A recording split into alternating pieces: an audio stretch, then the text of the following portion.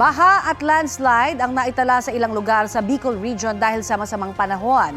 Sa Viga, Catanduanes, may sinagip ng mga residenteng natrap sa rumaragasang baha. Ang mainit na balita hatid ni EJ Gomez. Gamit ang lubid at mga pampalutang, tulong-tulong na ni-rescue ng mga otoridad ang lalaking natrap sa kanyang bahay sa gitna ng pagragasa ng baha sa Viga, Catanduanes. Ayon sa Municipal Disaster Risk Reduction and Management Office, hindi agad nakalikas ang residente dahil bigla ang tumaas ang tubig sa barangay Asuncion. Tagumpay namang nahila mula sa baha ang residente at ngayon ligtas na.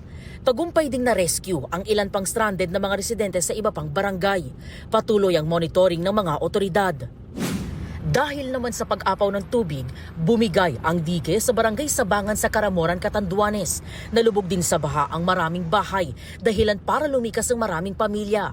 Binaha naman ang ilang lugar sa barangay Camburo dahil sa pag-apaw ng Hilacan River. Ang ilang pamilya hindi na nagawang maisalba ang kanilang gamit. Sa bayan ng Bato, nagtulungan ng Philippine Coast Guard at MDRRMO para tanggalin ang makapal na putik at malalaking bato na humarang sa kalsada sa barangay Tilis. Apektado naman ng matinding pagbaha ang ilang bahagi ng barangay CP dahil sa pag-apaw ng Bato River. Ayon sa mga otoridad, passable na ang mga kalsada roon at inaabisuhan ng mga motorista na mag-ingat sa paglusong sa baha. Sarado naman at hindi na madaanan ang kalsadang yan sa Panganiban, Catanduanes dahil sa matinding baha. Pinayuhan ng mga motorista na gumamit ng alternatibong ruta. Nagsagawa na ng evacuation at rescue operations ang mga otoridad para sa mga residenteng stranded sa baha roon.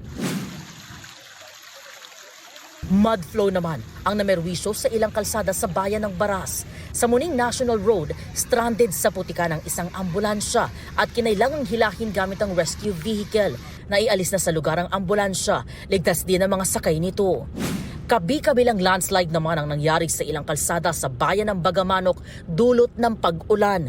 Dahil dyan, limitado ang pwedeng dumaan sa ilang kalsada. Inabisuhan na ang mga motorista na mag-ingat sa biyahe. Nagsagawa ng forced evacuation sa ilang barangay doon dahil din sa baha. Isa na ang naiulat na nasawi sa pagbaha sa lalawigan ng Catanduanes habang mahigit 1,000 residente na ang lumikas.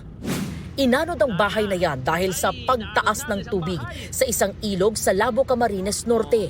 Ayon sa uploader ng video, walang tao sa loob ng nasabing bahay.